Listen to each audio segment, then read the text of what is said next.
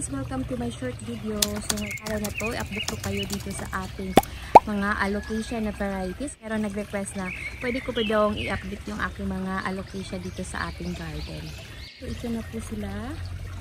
Ayan, ito yung ating alocasia na variegated. So tinatawag nila ito dati na alocasia ni Jinky Pacquiao kasi napakaganda nung sa kanya, napakalaki.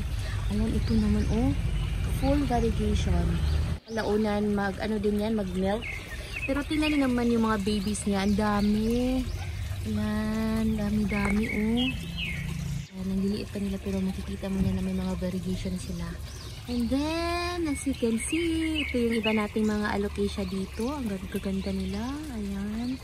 Ito yung ating black velvet na alocasia. Ito yung mga common na alocasia dito sa atin pero napakaganda at saka makapal yung kanilang mga dahon. Isa sa mga gustong-gusto ko talaga sa mga alocasia, yung mga kakapal na mga dahon. Ayan, gaganda nila guys.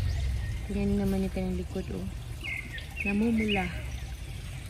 And then ito naman yung ating na propagate na alocasia silver dragon. Ang gaganda nila niya.